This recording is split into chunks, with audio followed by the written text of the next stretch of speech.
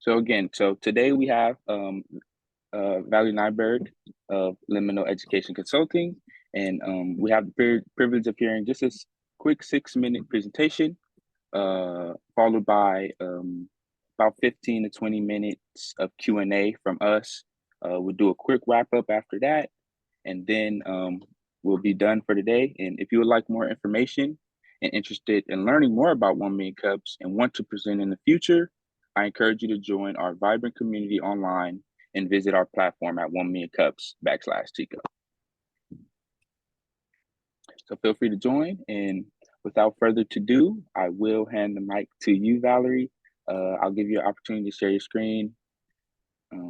Yeah, so give us some, can we get the community to give her some snaps, claps in the in the chat or whatever. So let's see, let's dial this up, okay? Make sure Okay. everything. Let's do it. So I'll stop my share there. Do you see the access to be able to share your screen, Yep, Valerie? All right, I cool. am right there. Can you see it? Oh, there you go. Yep, we got you. All right. So just so you know, I have two screens. So I'm going to try to keep looking at you all and not look at the other screen. So I am queued up to go. So my name is Dr. Valerie Nyberg, and thank you, George, for that welcome and opening. I have done a slight little pivot since George first met me. So I'm in the process of rebranding. So it is Liminal Consulting and Coaching, helping employees transition from surviving to thriving.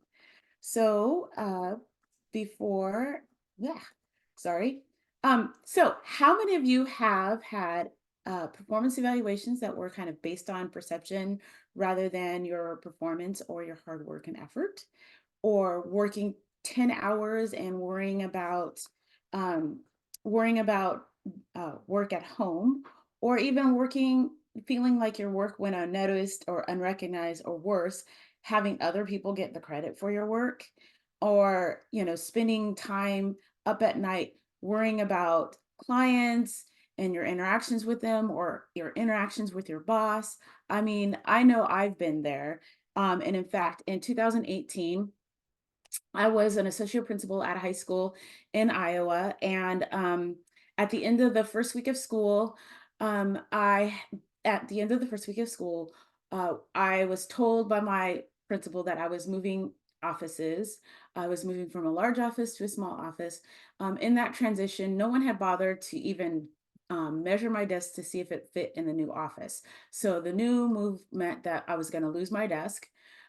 We started the first day of school with a fight. So that meant a whole bunch of administrative stuff, a whole bunch of acrimony the very first day. That first day of school was also my son's first day of his junior year of high school. I got him up early thinking that we were going to take that great first day of school picture.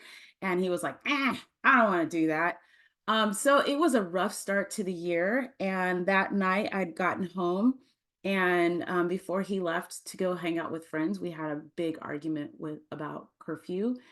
And I was at my wit's end. I had several years of struggling with some of the teachers and not a lot of support. And I went to my cabinet and I took a cocktail of pills and cold solutions, and thinking that I just didn't want to wake up in the morning. And I say that to say that had I had a service like Liminal, I would have probably found out that that I suffered from anxiety. I would have had access to life coaching that my cognitive therapy coach or cognitive therapy counselor could not help me with. And I would have had more access to different kinds of modalities like meditation and mindfulness that I didn't even know about back then, and more ability to deal with my stress in different ways, and less shame and blame for asking for help. And that's what we do. We help our clients bring a holistic, body centered educational approach to serving their employees through work-based efforts to make sure that they have a more productive workplace and happier people. So what are the benefits of workplace wellness? Well, for every $1 spent on workplace wellness, employers get $6 back in productivity, and less spent on healthcare expenditures and more spent on performance and productivity. And then additionally, most employees, 38% don't feel comfortable using their work-based mental health services. 85% don't even necessarily know how to even access them. I like to use Web Connects as a perfect example of what goes right when you center your people and center their humanity ahead of just what you need from them. It's a company in Sacramento, California, where they spend where they get $400,000 of productivity and service out of every single person that they employ. They have a 2% turnover rate. Their PTO situation is fluid, so it's based on what people need, not necessarily based on their banks. They take their employees out on a whole expense paid vacation as a whole staff every year. They make sure that they have uh, full access to mental health services and other services that they need. And they also make sure that they do things as a team in terms of their learning, in terms of their development, and in terms of what they have access to for their own personal growth and development. So they're a program that really centers human beings first, and their business thrives as a result. And that's what we're bringing. The problem is that people are stressed, have work-based burnout and stress because they don't know how to do all these things at one time and do them all well. Just today in the news, they were talking about how young parents or parents of young children are experiencing overwhelming stress and burnout, and it's because that they don't have these job embedded skills for wellness and self-care. So what's the solution? Bring it to them. Who do we serve? We serve organizations and bodies that serve people, because when you are dealing with other people, that's when you are experiencing the most amount of stress and distress, because people are the messiest. And that's when you are also less likely to get those services. And our solution is on the job wellness. We bring in an assessment and in-depth interviewing and focus groups to create a suite of education and workshops and vendor services so that we can help optimize that organization and their folks. We also train a team within that organization to run with those services and be able to curate that on their own. So our methodology includes all of these pieces, and when we leave them, they are able to run this on their own with Liminal then stepping back to provide that as an a la carte service. This is kind of how our menu runs from one level to another. And our consultation can be anywhere from 12 to 24 months, depending on um, how needed the service is. And then the membership rolls into monthly or quarterly, depending on how they want to run things from there. And instead of with a employee assistance program where it's opt-in only, we are looking for higher participation rates of 75 to 85%, instead of 8 to 10%, so that you have folks who are joining this and doing this together in groups. And we're having a multi-pronged revenue streams with consultation, vendor services, member a la carte, and then small groups and people on their own getting additional services, with a potential growth of millions depending on which level folks are accessing. And currently, most of these services are online or virtually, but they're not coming in and pushing into the job or workspace area with in-person services, providing that where people are working at the time that they're working.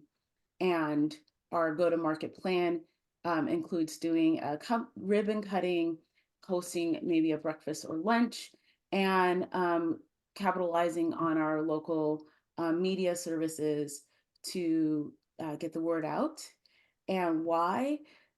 Because I am part of this endeavor as understanding what unsupported workers need.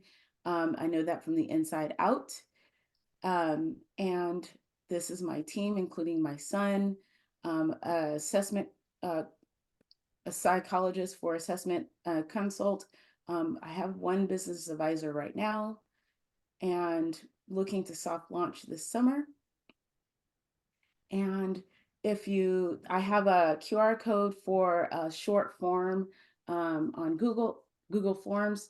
I'm also looking for other coaches to join my team and technical assistants standing up my database and platform, and any businesses interested in beta testing.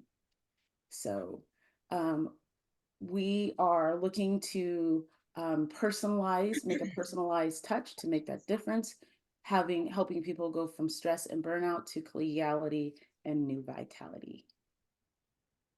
6 minutes is really fast. Awesome. Thank you, Valerie, so much. You're welcome. Uh, yeah, so you had mentioned when we were kind of in communication that you were thinking about maybe shifting to some type of tech or company. Can you kind of Some expand type, upon that a little bit? some You type of said tech. You said you wanted to kind of maybe shift into some type of tech company. Can you kind of expand upon that a little bit? So this would all be based on a virtual platform, so that some of the education and coaching can be online, because I recognize that not everybody has all their employees in the office. Like there's still a lot of remote working, people working remotely, so that there is some flexibility in the service model. And even those services like yoga and even some of the services can be provided virtually. So that's what I mean by tech. It will be flexible in that manner. And that's why I need the platform help, because my platform has to be really flexible. And I don't know how to do that. That's definitely awesome. Okay, so now we'll take the time just for the rest of the group to ask some questions if you got it. Heather, I see your hand up. Go ahead. Hi, Valerie. Thank you so much for being here today. Thank you. Great concept. Thank you. So how does the process work with the company? And have you beta tested with any companies yet as far as testing this out? I have not beta tested with any companies yet. I have done a lot of research in terms of what is out there in the market, what there are some other like boutique like endeavors, but they're not as comprehensive as what I'm offering. So I know that there is a market for it, but I haven't beta tested yet. And how does it work? The assessment will has 7 domains and will indicate to the employer, kind of like by department, what is going on or what is needed in those departments, to kind of help with like what is needed on an educational basis, what is needed to kind of drive change in those areas. And then for the individual also gets a report and will suggest, hey, have you tried this modality? Like, have you tried sound healing? Have you tried yoga? And in terms of what they might seek for their own healing and own resources to help with their particular issue.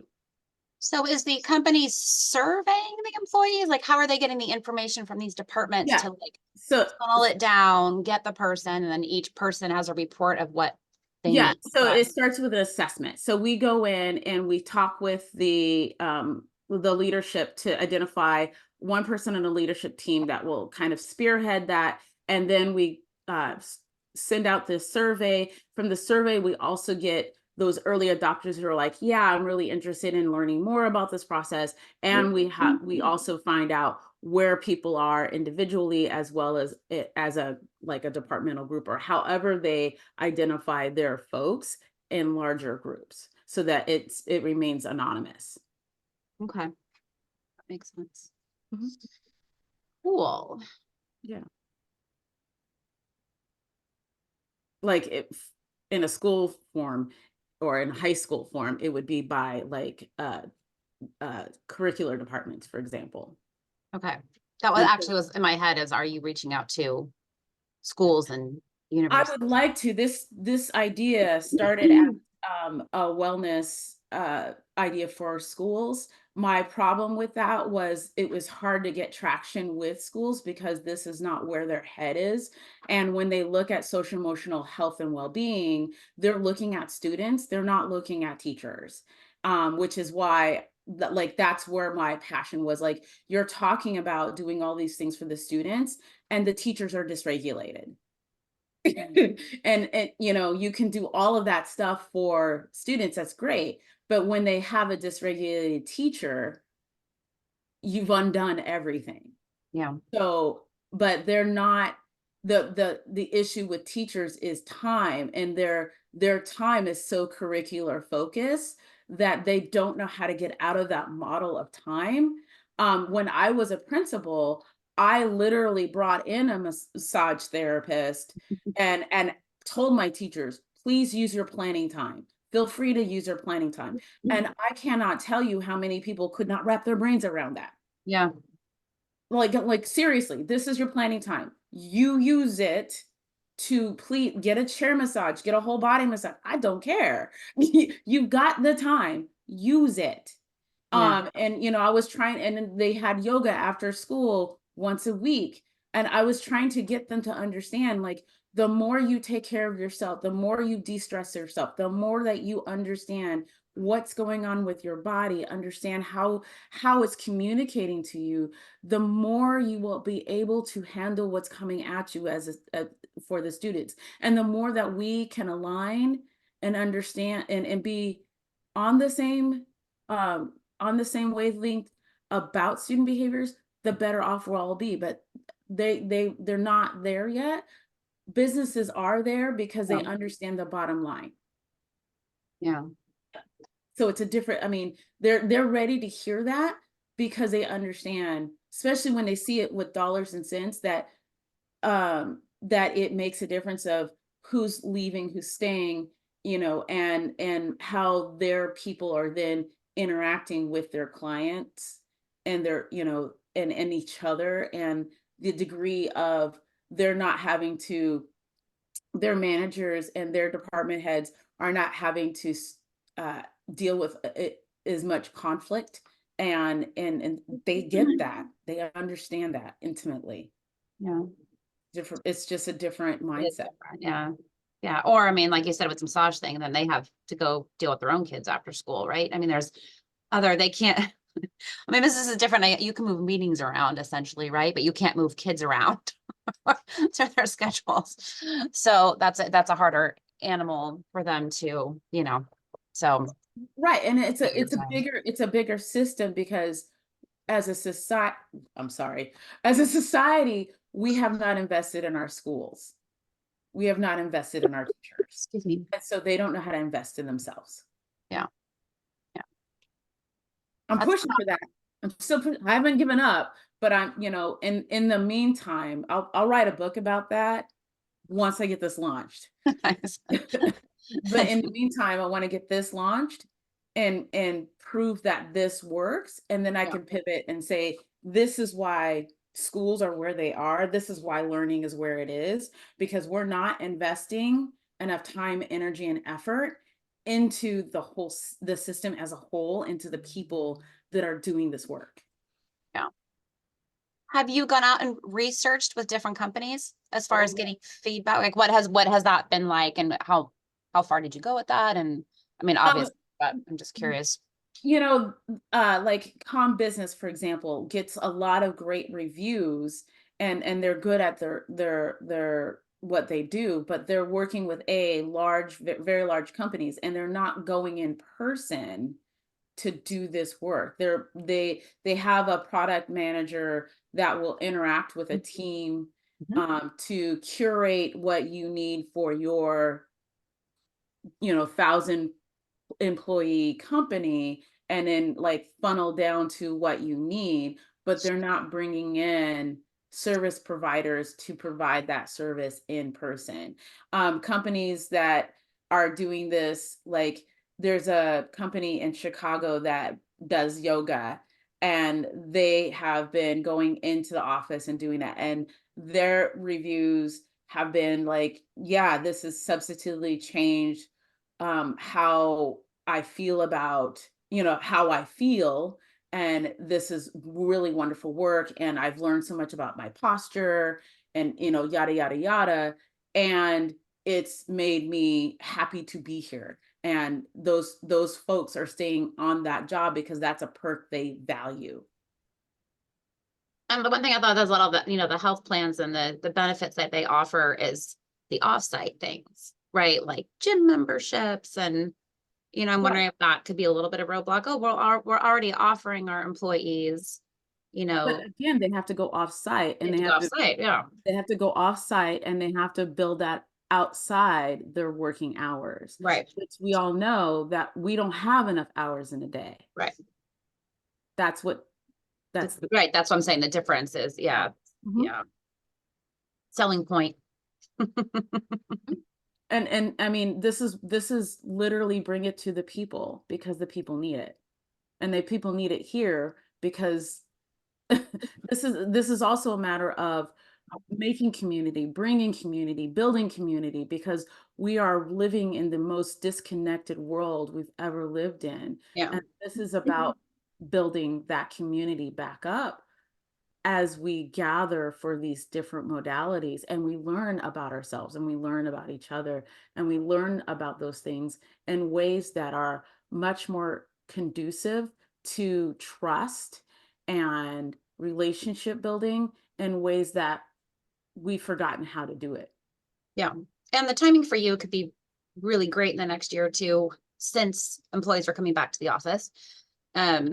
What is your outreach plan? I know you have beta testing to do. What is your sales? And you showed some of your marketing things and working with the chamber, which is a great idea as a business organization.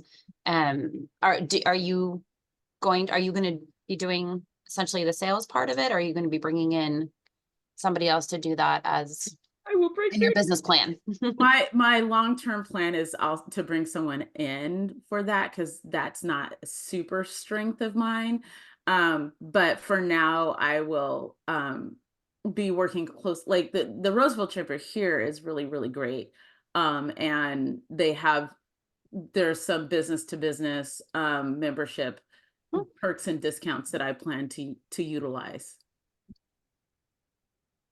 Great. Sorry, I've monopolized a lot of the conversation, so I'm sorry. But that's okay. No, great questions and things to help me articulate better.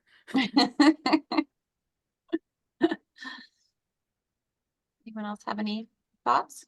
Can't go ahead, take the floor. Okay, yeah, I had my hand. It was kind of being obscured by the building in the background there.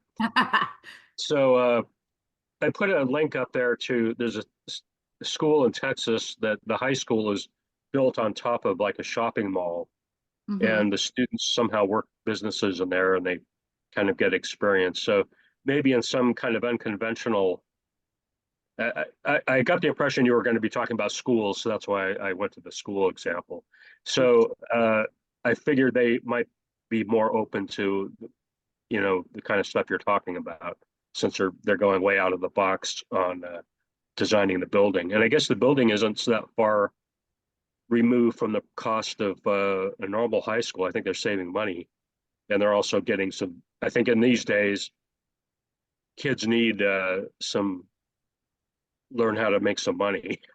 No, I mean, the last school that I was principal of, one of the things that I was really fighting for, I was about to open a new school, a new building, and at one point in the plans, they had a certified kitchen, like a certified level kitchen, and somehow that had gotten stripped out of the plans, and I was fighting to put it back in, because what I saw as potential was that particular community had a higher than average uh, um, population of African immigrants, and very few good food options.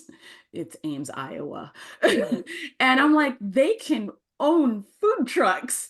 And I had unfortunately, my mother-in-law had passed, taking me to Astoria, Oregon, where they had 2 blocks set up of food trucks.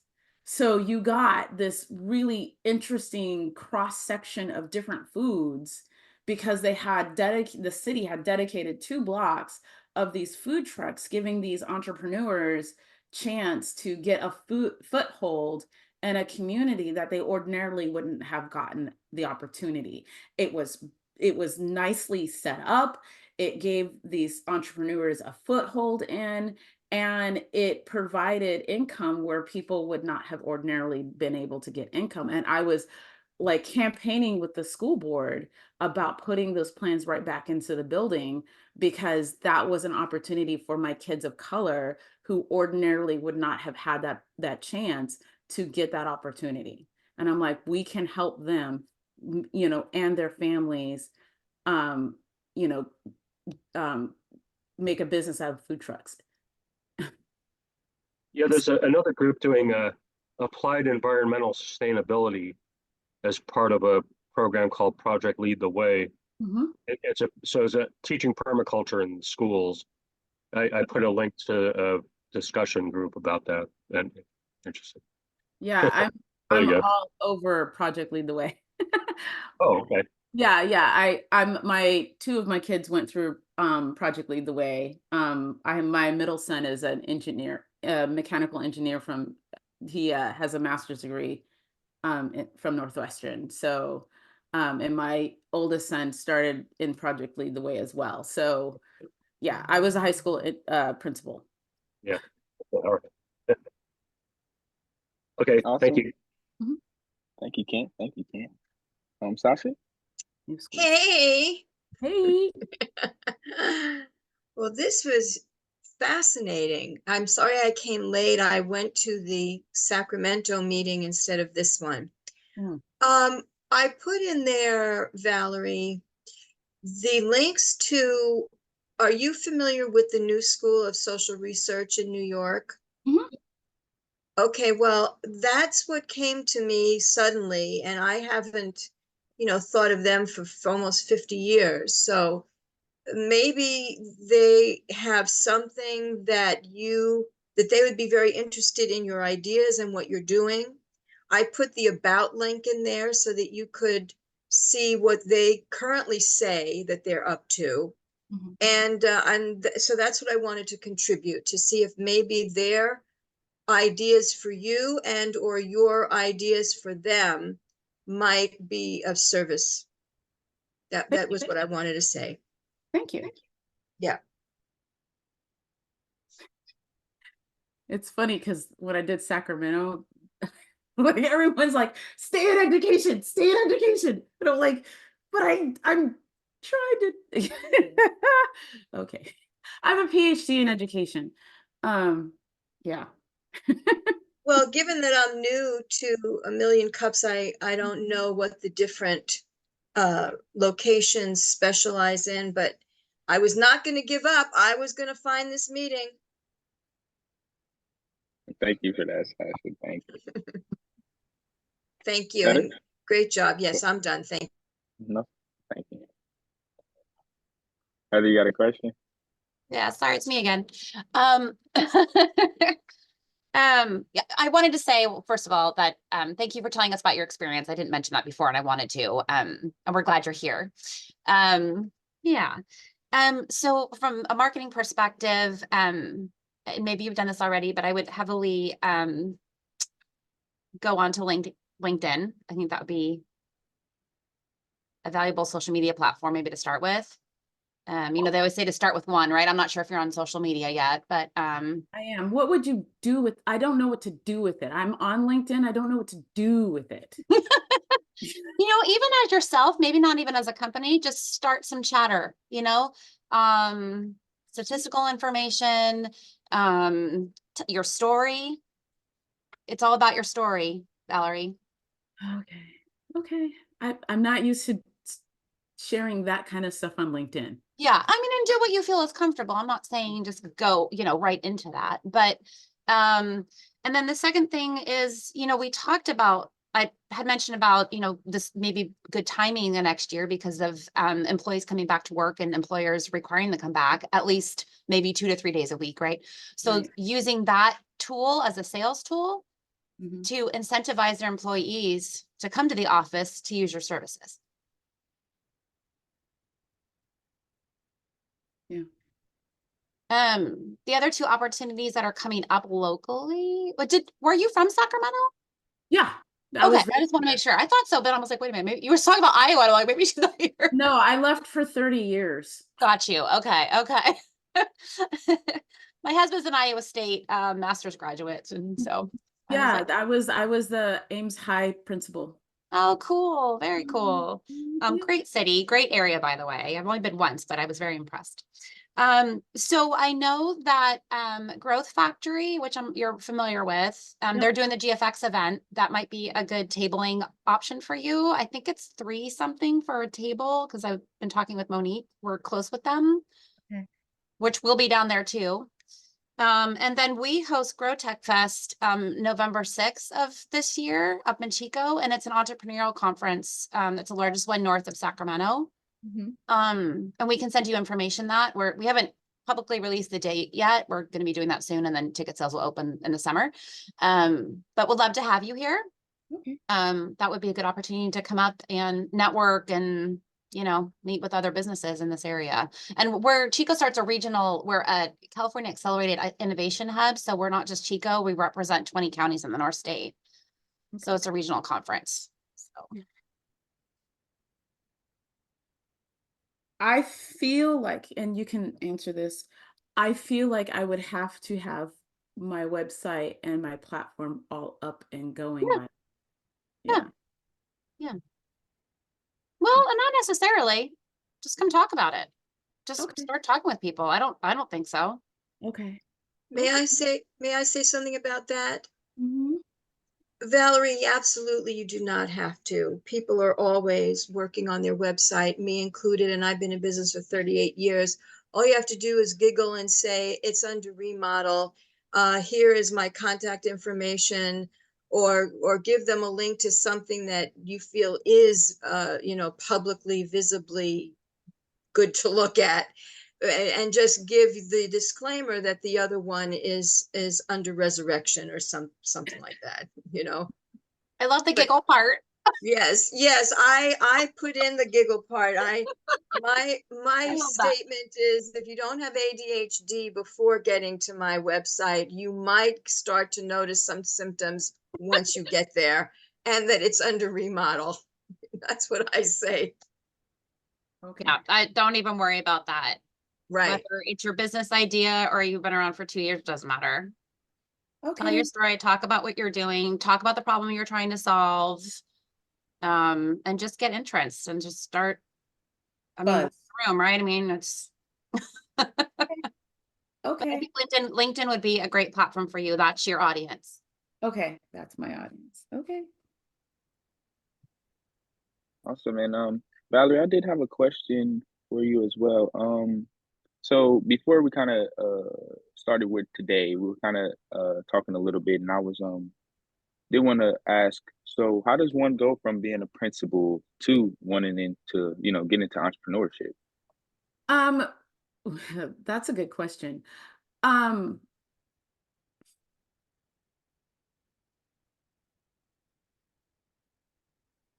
I think in this particular case, what I see when I interact with people and well, first thing, the biggest thing I noticed in my last year as a principal was that my teachers were traumatized by the system, and that there was no amount of me trying to be understanding that was going to address that by myself as a building leader, that they needed more than what I could provide to them. And then as I came, and I like to say the word Kappa Squat, as I came to Kappa Squat here, I began to realize that a lot of us are hurting, and that we're not getting access to what we need, and no one is really asking those questions. And we spend so much of our time at work, and then we rush home and we feed, our kids or our partners or whatever, and we try to recover by vegging out, by disassociation, by avoidance, by all of these conditioned tendencies to not deal with what's really going on. That the only point we can do is to help people to really address that. And the only place that seems to be where we are is at work. So that's where it became, okay, I had the idea before I left being a principal. I had already gotten really invested in trauma and in understanding trauma and those kinds of things. So I had an inkling, but when all of that went down for me, it was like a big old push. Like, clearly I'm going in this direction, because we're not getting it. And the more we interact with social media and computers and all of those things, the less we're getting those things that we really need. And the more I'm like, okay, I never thought I would do this, but clearly I'm going to do this. So that's kind of how I ended up getting into this. And, I've been taking every single class or workshop or anything I can do to learn more about becoming an entrepreneur, because I had no idea. I went to school my whole life.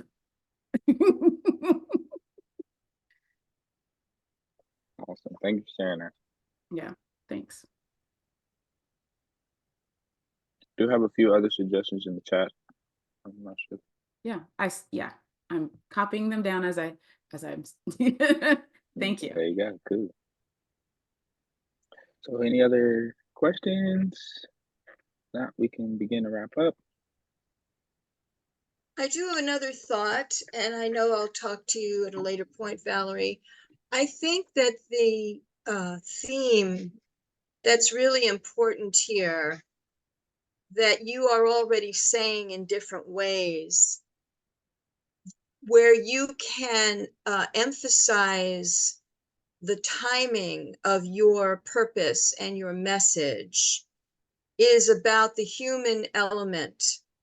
The human is, and what I'm getting is to move from this trend of dehumanization back to the trend of, and I don't know the word yet, it'll come, but everything that you're talking about in the school system, because given the poor funding and given the laissez-faire recklessness of how schools are handled, the trend of that, with book banning and all this stuff that's going on, what you're doing is I perceive that you're putting a stake in the sand and saying, no, we have to go back to ground zero. Ground zero is, and then, highlight some of the things that are your highest values that are driving your commitment, that the dehumanization truck stops here, and that getting back to the expansion, the possibility, the unification, the excitement of creativity, the excitement of making things better for oneself and everyone else. And that's your flag, you know, that's your torch. Because right now, the arena of education, oddly enough, is actually, I'm going to say it, is in some ways under attack. Oh, absolutely. Okay, I didn't want to be too dramatic, but since you gave me a green light, It's I'll under attack. continue. So for you, you can brand yourself as, we're not going in that direction, ladies and gentlemen, follow me. Here's where I'm going. And just make it very clear in some kind of a description of the trend that is happening that is anti-thriving, anti-education, anti-intelligence and creativity, and raising the standards of critical thinking. And I keep coming back to creativity because that's what's being squashed right now, is being allowed to think. So I see you, it looks like your spirit, your purpose has been planted as a divergent from that freeway to a whole other exit ramp and back to more of a homeland. So that's what just occurred to me to share with you.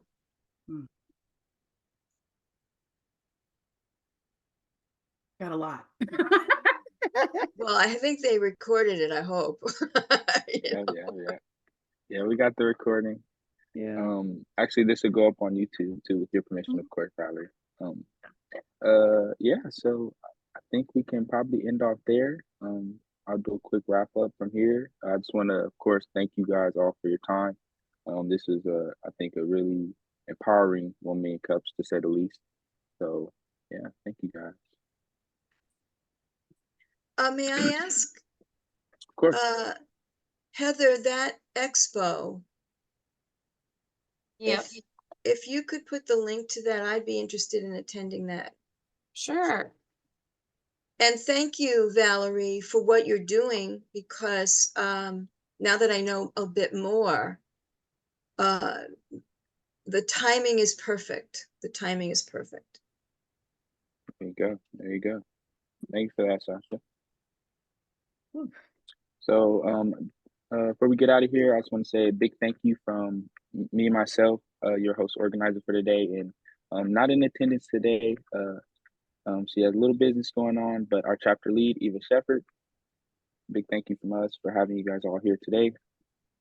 Again, another thank you from our sponsors. We got Chico Start, of course, Growth Tech, Global Entrepreneur Network, Build with Ferguson, SBDC, California, and Startup Grind, just to name a few.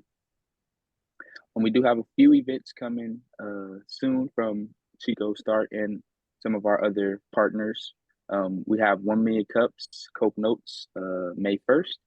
So same time, same place. We hope to see you guys there. And we also have our regularly scheduled Grow with Google. This one will be on design thinking. This will be Thursday, May 2nd from 10 to 11. And then from one of our partners, Tri-County Bank, we will have identifying common fraud and security risks for small businesses. Very important for all of us to kind of understand how fraud and security risk affects our businesses. And that would be from 12 to 1:30, 5/14/24. So you can also, of course, you can get more information at our Chico Start newsletter. So with any of that information, you'll be able to find a lot of different grants, webinars, and opportunities from our local community to be able to get involved in terms of entrepreneurship. So be on the lookout for that. And I did just want to end out with a quote I found, and it says from Brian Chesky, co-founder of Airbnb, if you want to create a great product, just focus on one person, make that person have the most amazing experience ever. But that was pretty good and pertaining to, our journeys as entrepreneurs.